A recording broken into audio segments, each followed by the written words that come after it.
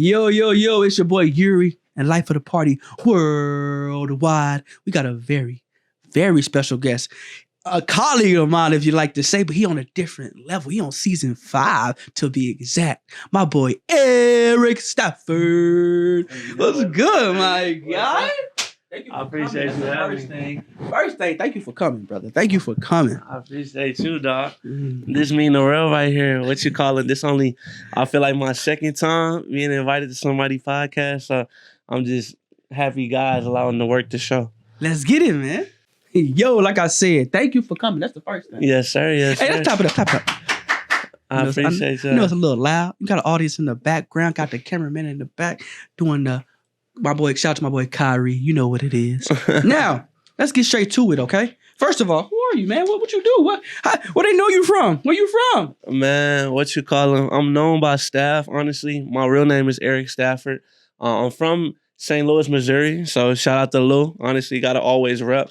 So that's where I'm from. Okay. And what do I do?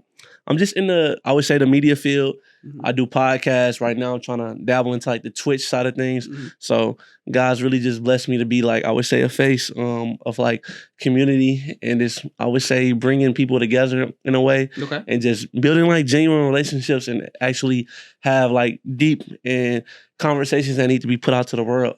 Okay, so you would say you're blessed with the gift of gab. It's funny because a lot of people do say that. Like, I'm blessed with the ability to be able to talk. It can be sometimes good and bad, but I try to take it to my advantage on a lot of things. But I feel like sometimes people can take gift of gab in like a bad way, where it's like you just talk a lot of BS. But like I've been blessed to really back up my word. I would say I live a life where my word is my bond. So I feel like everything I say, I try to get done. And even through life, I don't always come through, but I try to make things right some way, somehow, and get better day by day, where eventually in the future, I'll make some shake for the both of us. I get you. And I think gift of gab does have a negative connotation as far as the people, but the gift of gab is the blessing. Why? Because I have the ability to talk and put my foot in my mouth, but also get my foot out right at the same exact time. Right? I have the gift of gab to communicate to the masses and not just one person. But I have the ability to isolate and talk to one person while I'm talking to millions. Nah, definitely. So don't ever let nobody say that's a negative. Because it's not. It's positive. I feel you. It's negative if you allow it to be. But it's not. Your gift of gab is your ability to captivate an audience and have them sit here for 30 minutes and have a conversation straight like this. Just like I just draw you in, just like, let's keep it going. Talk your talk. Talk your talk. I hear you. All right, so we got OTR. What does that mean, man? What is that? Off the rip, shout out my old team, I would say. People I used to do this with. Earl's still a part of it. I believe he came up with the name originally.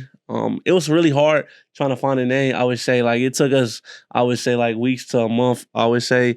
And just really starting off the rip, it was just really, I would say, we didn't know what we was really doing. It was something around pandemic. It was really set up for like me to do a podcast. Shout out my big homie Ibrahim Woods. Big homie! What you call it? He came to me in pandemic era. I think right before pandemic started, it was just like, you need to start like doing like vlogs and like blogs. I think people don't really do blogs as much as they used to, but like, if my field's in communication, I need to start doing something that's in that field. So I was kind of like pushing it off, honestly. And my boy, Earl, shout out him, Earl the artist, he was like, man, you would be like a legendary, like, and like, I would say like doing vlogs, or like podcasts and stuff. So I'm like, there's two people that came to me and told me that, let's can't be a coincidence. Come on, I was thinking it was just like kind of God. Got you. And so I didn't really know what podcast was until like 2020. Okay. So that's when I started seeing like shout out $1 Million for Game, like Gillian Wallow. I feel like them some of my biggest inspirations. And there was other ones I would see or whatever. And I'm telling them, like, I don't want to do it by myself. Like, if I do this, I want to do it with my guys, like people I'm closest with. I feel like a lot of times, especially being in college, we're up till 3, 4 o'clock in the morning having these crazy conversations that people, the world need to hear. So really just wanted to, you know what I mean, just have that camaraderie. So my boy Earl just one day came up with like Off the Rip, and it's kind of like no hesitation, getting right to it. Like off the rip, I'm gonna go get this done. Off the rip. So like this, it was no hesitation. As soon as you hit me up, I'm like, hell yeah. And it's crazy. I ain't even see your message till like, I would say like later that I think you hit me up in the morning. I hit you back to the night. So I guess I wasn't moving like off the rip at that time, but it's a lot of stuff is just getting right to it. Like yes, sir. Anything I do, I'm not like no Hollywood type person. Like my phone, people be like waiting a day or two to hit you back on certain events or whatever. If you hit me about anything, it'd be something small, I'm gonna hit you back. If I see it, I'm responding because off the rip. Everything I do in life is just like kind of off the rip. So got you. It's just moving with no hesitation. First of all, I see the shirt. Don't think I didn't see the plug. The shirt is smooth. I like that. I need that. I need that because I need white shirts. I don't got a lot of white shirts. So if you got any white shirts, brands, especially off the rip right here, I love this shirt. I'm gonna need that. But let's get back into it. Back in the off the rip, the origin story, before you got to the solidified the name, did you solidify the name the same night, or did you have a name before?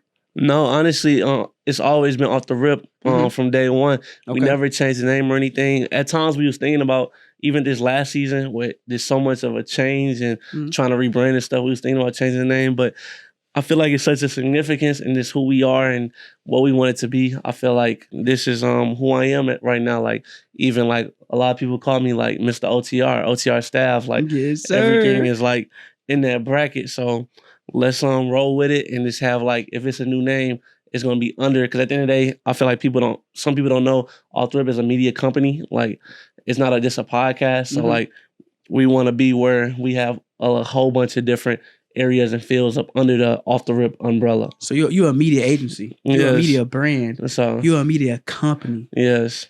Okay, I'm guessing that come with a little luck. That come with a lot because I'm going into that space now with besides Life of the Party Worldwide, which you're in tune and what you're in right now. It's so much stuff that are behind the scenes that I'm doing. Yes. We'll talk about it another day because it's not about me. We spotlighting Eric staff. We heard OTR staff. Let me go ahead and say it straight like that. St. Louis native. Now, if I remember correctly, we gotta go back a little bit more because you said I was kind of throwing it off when they kept telling me I'm a media personality, someone like Speed. But we're gonna get into Speed in just a second. You said, but what was you doing? You had to be doing something. So I believe you said you played basketball. Yeah. So you was in the hoops. That was my first love. I feel like to this day, I'm still a basketball fanatic. I was just at the NCAA championship game. So I feel like the game of basketball has really been a pavement in my life and just allowing me to understand life at a deeper level. I don't feel like I'll be who I am without that. Taught me a lot of life lessons and skills and just networking and connections. Like I feel like I miss it a lot, but like I think the best part, I heard Michael Jordan say, it's not even about like playing. I think the best part was just like camaraderie. Like just being Brotherhood. Just being in the locker room, just really getting to see your guys on a daily basis, really sharing something special with a group of guys, no matter you win or lose, y'all in it together. So it was just that the game has just been special to me, honestly. With that being said, you got any shout outs you want to give to your brothers out in the camera? I always say this, shout out anybody that's been on the journey with me. It's a lot of people that's really helped pave a way. So not even just from basketball, but just in life.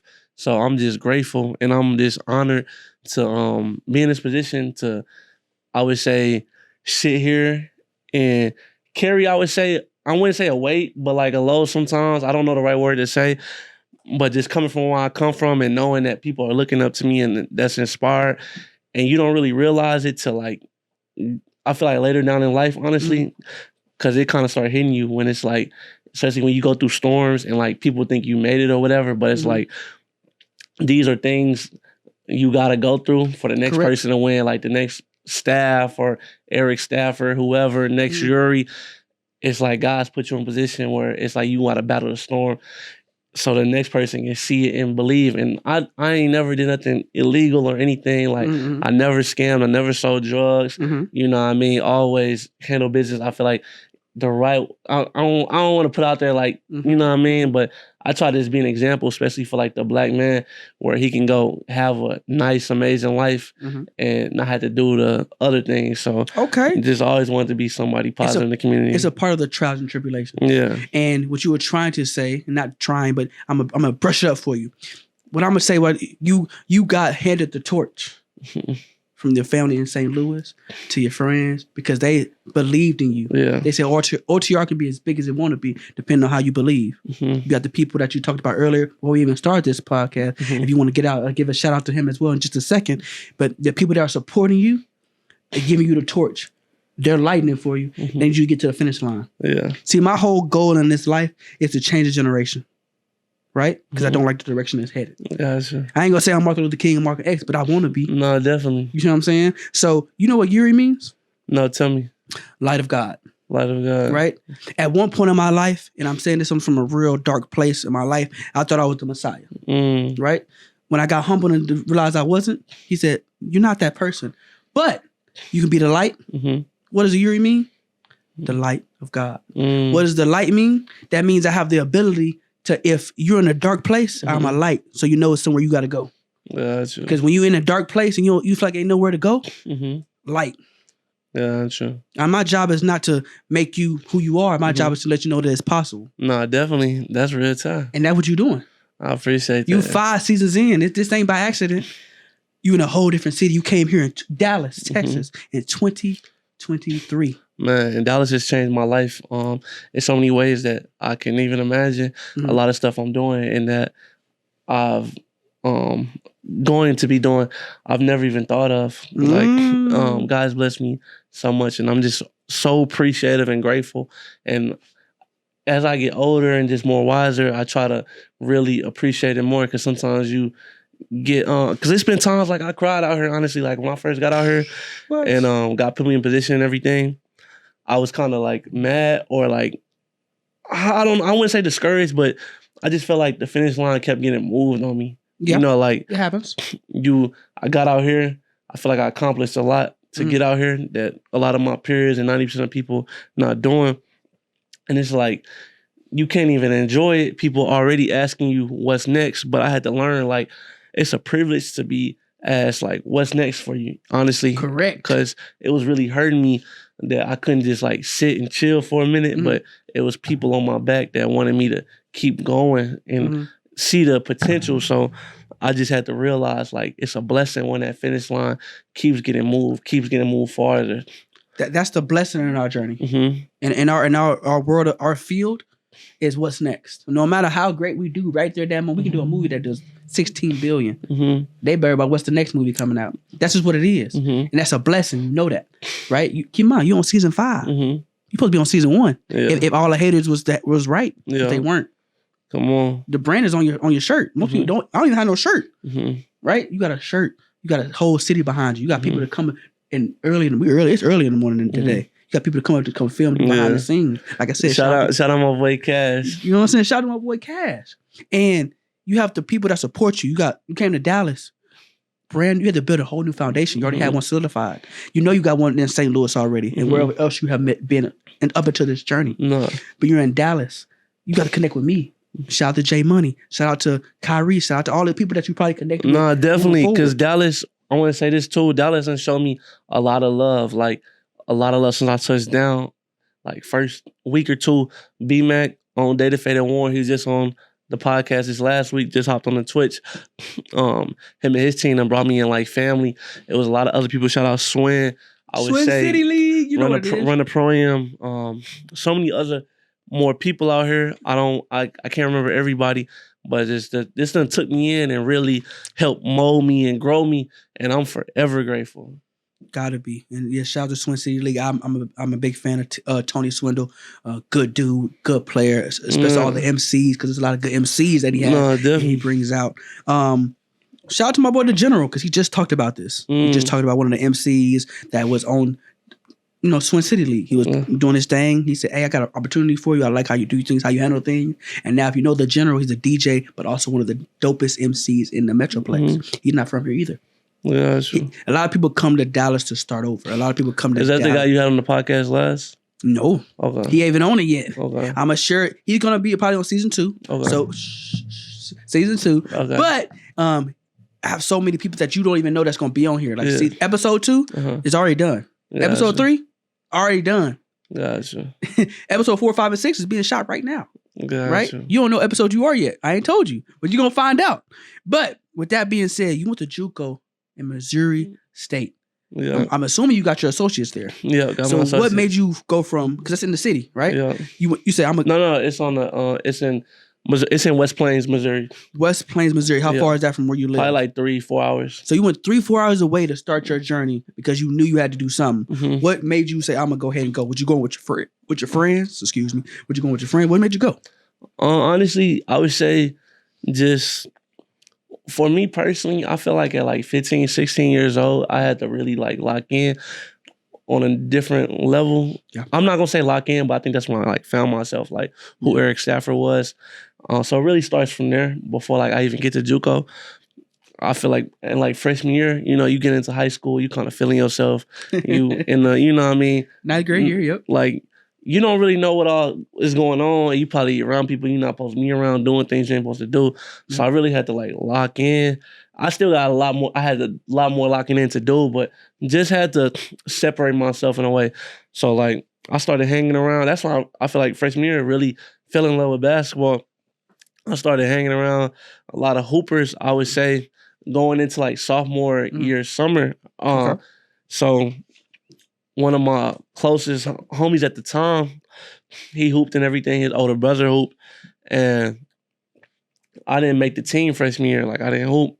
Okay. Sophomore year, I see her. I'm kind of like trying to just be around that clique. And it just kind of changed how basketball kind of changed how I move, kind of just changed my life around. Give me an example.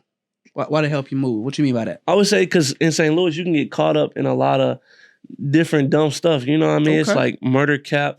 Capital of the world? What you trying to tell me? It's up there. I'm not going to say it right now. It's high though. Yeah, it's high. So I'm not going to say I was one of them because I come from like a good home, good mother, father, good step parents, everybody. So I had a really good upbringing. I have real big homies, cousins, real aunties, good uncles. Yeah, good village. But you can get stirred away real easy at certain times. So I went to Hazelwood Central. Shout out Hazelwood Central. You get the best of both worlds. So you got a lot of people that's doing good, a lot of people that's doing bad. So you got to kind of dibble and dabble on what path you're gonna take. Gotcha. So I'm like on the fence of a lot of stuff, but like when basketball came in, I kind of knew where I wanted to go, knew who I wanted to be around, kind of start separating a lot of stuff. And I had big homies and stuff and big cousins at the time. I think that's when I started hanging around them way more. And them directing me on what I need to do, what I shouldn't do. And then I would say I hooped from like sophomore year on to senior year. Okay. But it was like a hard transition. I ain't gonna, the transition didn't come here. It was just not focused. Basketball took a lot of my life. And when you hoop, you can kind of get away with a lot of stuff like grades and stuff like that. People just pass you along because in high school with a D, it's passing. So like I ain't afraid to admit it. Like I had a 1.9 GPA coming out of high school. Like I couldn't even get accepted to no college. So like senior year, roll along, I'm like seeing everybody holding up what school they going to, whole 9 yards. I'm like, don't know where I'm going, and I can only go JUCO. I wasn't even really good enough to really go to any really good JUCOs because honestly, JUCOs is a bunch of killers. Like JUCO, low grades usually. You know what I mean? So JUCO really helped mold me and get me to be a better player in everything. Brought that dog out. Yeah, so it was just one of them. So that was a hurtful time. I would say just not knowing where you're going, and that whole summer, freaking mom's taking me to like different hoop exposure camps and stuff like that. Shout out to mom. Shout out to mom, man. And different stuff. And I remember I feel like my other parents, my dad and stuff like that, and my homie parents taking us to all these different college visit JUCOs and stuff like that, trying out for teams and stuff like that, not getting no offers for, I think I got like one offer in Chicago at this school called Olive Harvey. But at the time in 2017, 2018, Chicago had went bankrupt. So all them schools lost funding. Which probably wasn't the best move. So I couldn't afford to go to college, honestly. So my mom's was really pushing for me to go somewhere. So she found a school, Missouri State University, West Plains. I didn't even go there for hoop. I just went there for school. Ended up walking on. God bless me. And start hooping from there. After that, I went to, I got recruited by like Quincy University. And it was a rough time too, just going to Quincy because pandemic year was when I graduated JUCO in 2020. Okay. So just think about that. It's a lot of killers that's not even in school or not getting recruited because pandemic. You can't go try out for a team. You can't do no college visits. So like everything is like online, word of mouth, sending out film. And so if you don't get recruited, you don't get recruited. So it was just one of them. So that was kind of my like college experience in a way. Just, you know what I mean, dibbling and dabbling in that and just trying to figure it out. Figure it out. And I got truly blessed, you know, coming out of college and finding a career job and everything. Because a lot of people don't come out of college and do anything. Like, Gotcha. And I feel like too, I be telling a lot of people this, don't go to college just for like degrees or whatever. I always say the biggest key is like network and really build a foundation, because at the end of the day, if you're like shy and stuff like that, that doesn't give you opportunity. You got to be like a go-getter. And I feel like the most people, I think Wallow said it. It's a quote. He didn't say this quote, but it was like, education is a way out of poverty. And I truly do believe that. Not like where you got to get a bunch of degrees, but just being educated enough and knowing who has the money, who's the people that's important, stuff like that. Where people knowing who is who. Yeah. So I feel like that's two things I really learned. Like who actually got the money in the real. Because being in St. Louis, and I'm not trying to put the city down, but at all, you don't really see. Well, you be thinking people got money, and then you get older. I come to Dallas, and people actually having out here. Yeah. So it's like a key difference on, dang, I thought they was balling. I call it exposure.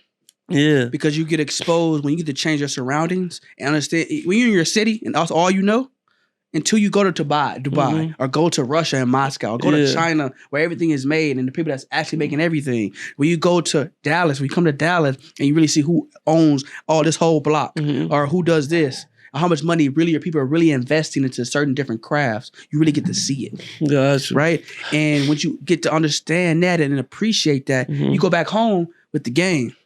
And now you put the city on. Shout out to Wallow. Shout out to...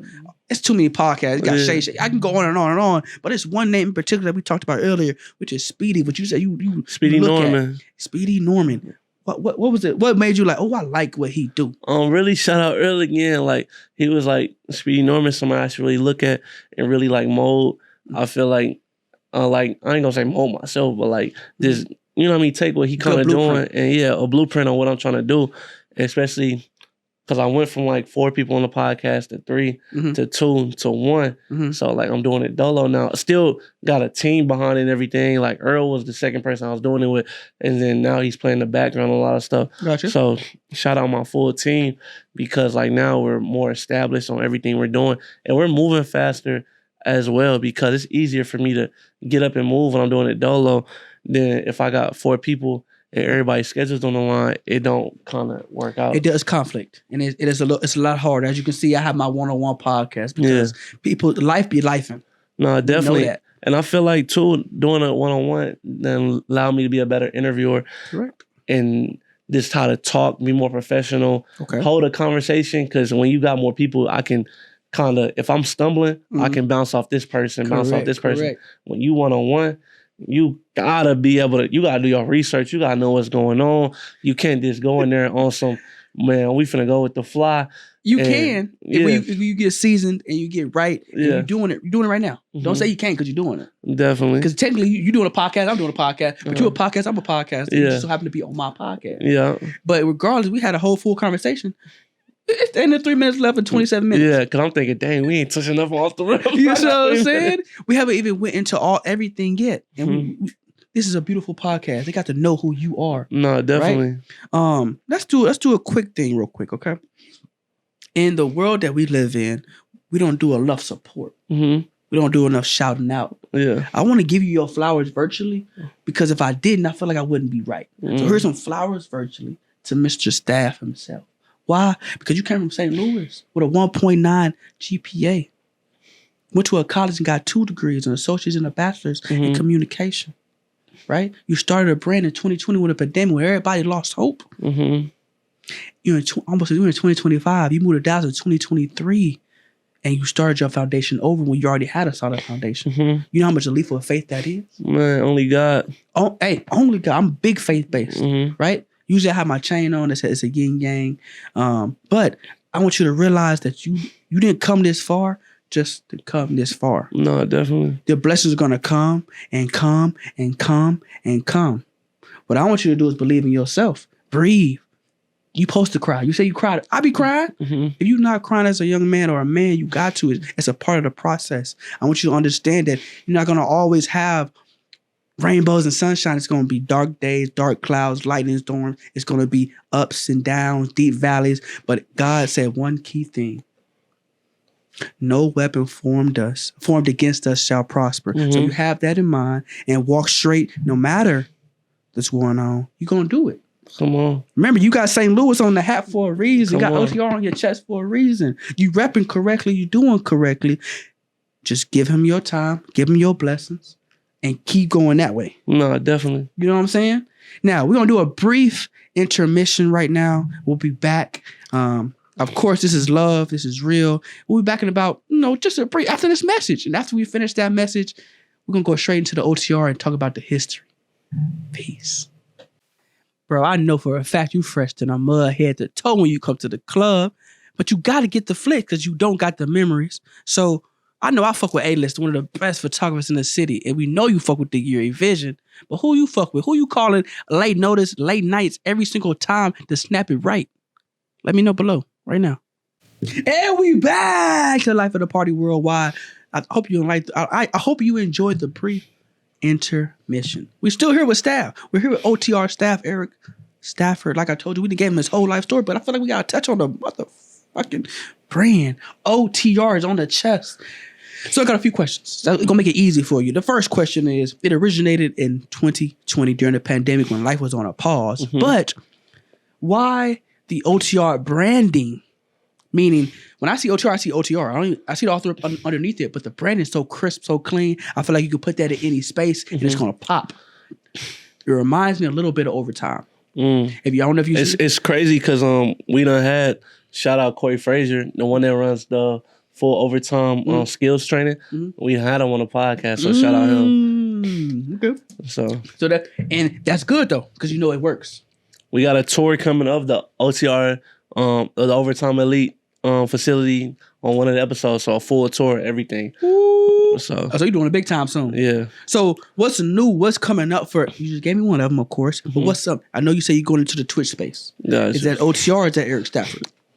It's funny because we're trying to figure that still out now, but it's a little bit more of both because at the end of the day, Eric Stafford is off the rip. Correct. So it's still under the same thing, I would say, but it's more, I'm trying to get into a more of an Eric Stafford space where it's like, I want to separate. I don't know yet, honestly, Yuri, on that question. So we still figuring it out because at the end of the day, let's be real, I am off the rip. When people look at, see me, they see off the rip. So I'm not trying to separate myself, but I'm still trying to get a space where Eric Stafford has his own thing platform as well. Yeah. And keep in mind, you can always do both. You can do it on the rip, switch, a whole different account. Yeah. Eric Stafford. Yeah. You got two bags. Because people can turn in your OTR can be more groups. Yeah, I've seen you been doing the groups. I think you just. We got to get you on the Twitch. Like soon, I'm dead serious. I got you. You were supposed to be at the J Money one. Yes, something came up. Okay. I stream Monday, Wednesday, Friday. Gotcha. Off the rip. Thursdays and Tuesdays and Thursdays usually my editing day. So off camera, let's get. I want it in the next couple of weeks. I got you. Real talk. It's no problem at all. Me and you.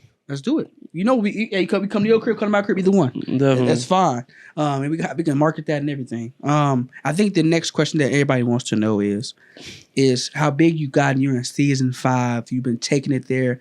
You say season 4 was how many episodes? Only like 5, I would say. 5 episodes in season 4? I believe so. And how many episodes are going to be in season 5? Season 5, I think it's going to be a 14. Yeah. I think you said something earlier off camera. You said one very key thing is if you can get to 10, you can do what? It was, I think it's like a fact where 90% of podcasts fall through. It might be higher than that. But after people don't make it to 10 episodes. Once you get to 10, I feel like you easy rolling. You know that you can actually do it and set it up because it's hard sometimes. I think when we first started season 1, and it took us, we had so many gaps in between seasons. We'll go season 1, and then next season 2 won't be coming out for a year or something like that. So right now we trying to stop the gaps. And God has blessed us so much, I would say, with a team. Like you need a team to do any of this. And I'll be real. And I'll say this on camera, you gotta have people that actually like believe on you from like the jump, because me and Earl haven't been able to afford to like really pay anybody. Yep. Like I haven't really, it's been a lot of people like even Cash that's been hitting us up and be like, we just want to work. Like shout out our main cameraman from St. Louis, Opie. Like, man, me and him done been to like multiple cities and stuff. He done flew him, slept in the airport. He been through it. He been through it with me. And because he just see the vision, and people that do our social media, I don't touch the social media anymore. Like we got a social media team, the shirts and stuff I don't touch. The graphic design that comes out is people that really see the vision and really see what we can do. And I think that's when you know you're doing something right and you're going in the right direction. Because from like day one, people just genuinely want to help us, and I feel like we a decent set of guys. Like I never had to snake nobody to get nowhere. Like never had to do no wrong. Like I try to put everybody on as much as possible and help out.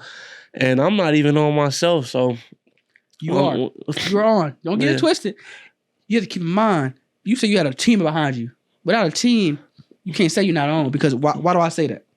Because you can be at a show with one person. That one person didn't have to be there. Yeah, no, definitely. You could be at a show with 10,000 to 1 million people. That's still not even a % of the people in the world. Yeah. But that's a big following. Yeah. Imagine taking a flyer and taking it and divvying it out to 1,000 people. Know how long that's going to take? Hellas. Right? People get caught up on the numbers of it. Yeah. They're not worried about that. People love genuine. You genuine. Stay genuine. OTR is genuine. You got people that support you. You got people that are coming to help you and film stuff when they know. Why? Because they know that it's going to come back in tenfold. If not through you, opportunities. Yeah. They're like, who shot this? And that's been the best part. And I think, I'm not going to say the name, but one of our team members said it. Because like a lot of people through the years, especially when we was like probably first starting off, a lot of people will be in rooms like this and just say like I like how Cash connected with you, Cash connected with your other guy. But like people will be in the room and not take opportunity, because I feel like anybody that work with us, they have multiple opportunities on the side. Like, oh, shout out him. Man, he doing it big time back in the city. He doing so much for like actual like companies and stuff like that. Like corporate. He don't even work a job. You know what I mean? Because he cold. He cold. And so he's a full freelancer every day. He don't gotta wake up and like blessings. What you call him? Listen to nobody. He's his own boss. So like people that really come in and take opportunity and just, you know what I mean? I salute that, honestly, because definitely the money gonna come and everything. So the money is going to come. Yeah, so I don't even look at that. I don't even look at the money, honestly, because freaking I always tell people, some people will say to us, if we supposed to have been done blown, but we took all them gaps I was telling you about. But I feel like God's put us on like the perfect path. God's timing. If we would have blown up earlier, like when we was 20 in 2020, we was like 20 years old, 21, we would have lost it all. Like now I'm more seasoned in life at 26, just knowing how stuff works. And I'm more humble. Like I feel like I can pop it here and there, but like it's no really need to. And I'm like more, when God does bless with the bag, I just still want to move with like class. Where I just want to be like the outstanding professional. You are an outstanding professional. That's how I want to move as I'm just getting older and wiser. Like I don't gotta be like, oh, we done did this. I'm the biggest in this. Like definitely, in the back of my head, I do feel like that, because at the end of the day, I want to be of this generation. How you said you want to help change this generation and youth. I do want to be like I would say Amara Shai's generation. Like I feel like I have a potential of doing it. I want to be the best. I want to be the biggest. I want to be the next Wallow of this. So I feel like it's all in the works. And I feel like if we just keep doing what we're doing, putting God first and just leading the right way, I feel like God's going to bless us times 10. So I don't think you understand. I met you 7 months ago. From 7 months, you've grown to what you are now. Definitely. Right? You got a lifetime to go. I'm going to keep selling you. And we young doing this. Because a lot of people, the bigger names, a lot of them, especially I feel like millennial generation and like Gen X, they didn't really get their start until like 30, 40 years old. So like us being able to do this young in our 20s is like nothing but opportunity, and it's nothing but we can make up for it and learn. So I'm just happy and blessed. Do you know what the prime is for men? The age? What, probably 35? 40. 40? So you're 26. Mm-hmm. The prime for most men, as far as, I ain't going to say money. I'm going to say wisdom, financial security, blessings, and understanding. Yeah. For us, it's 40. Gotcha. Right? Mm-hmm. So that's when we usually start to figure things out. Gotcha. Right? So I'm not telling you to take your time. I'm not telling you not to rush. What I'm telling you is you got time to map it out correctly, intertwine it with God, like you say, because he can speed you up or slow you down at any point. Yes. OTR seems like it can be a brand that can be for generations and generations where you can pass down and pass down. Definitely. And Eric, eventually you could be the chairman of OTR. What does that mean? You know what that means? What does a chairman mean? The head honcho. What is a CEO? The head honcho. But I'm not it's not just my Earl is the co-founder, so he'll be up there with me, just letting the world know. Oh yeah, for sure. What I mean by that is when y'all get to a certain point, when y'all want to stop doing this, but you want to pass it down, as a chairman and a CEO, that's two different things. No, right now, in my eyes, you and your homie are CEO/chairman at this moment. No, definitely. Right? And what I mean by that is your understand you're in everything. No, definitely. As a chairman of it, you're only there for really the meetings. You're only there for make decisions, make sure everything goes smoothly. The CEO is the face. It's the one you see all the time. Yeah. Right? Eventually, you're going to be the chairman. That's all you're going to be. Because you already did everything else. No, definitely. And you're going to be passing down to another Speedy or another Eric Stafford. Mm-hmm. And they'll be taking that seat. And you be making sure everything is run smoothly. And you'll be spending time with your family and your kids. No, that's for what real. I mean by that. The last thing I wanted you to do, and this is the very last thing, and we're done for this particular podcast. We're gonna get you on another episode, right? No, definitely. We gotta do a part 2. Okay, we got even we gotta come to y'all. Still got a lot to say. We gotta make that happen. Yes, we got so much more to do. Mm-hmm. Right? So stay tuned for episode 2. But right now, in this last minute, I want you to talk your shh to the cam. You know what I'm saying? I just said I don't be popping it. Yeah, you got to. What you call it? I just want to say for this last minute, just keep going it always. Instead of popping it, I just want to give some inspiration. There we go. And some motivation. There we go. I would say anything's possible. The sky's the limit. And like I said, put God first and just team. Play your role. You know what I mean? Everybody know me. People see me as the face, but I really don't mind playing down the road. At the end of the day, I don't mind playing the background, being the face, whatever I gotta do to succeed and get to the bag for the guys. I'm not scared to pass out waters. Anybody let you know that, like, I'm not. If I speak on Earl a lot. Yeah. If it's his time to shine, I'm getting a towel, passing out waters. What we gotta do, and just be real, be genuine through it all. You good? You good? So just be real and be genuine through it all at the end of the day, because I was rushing and stuff. Yeah.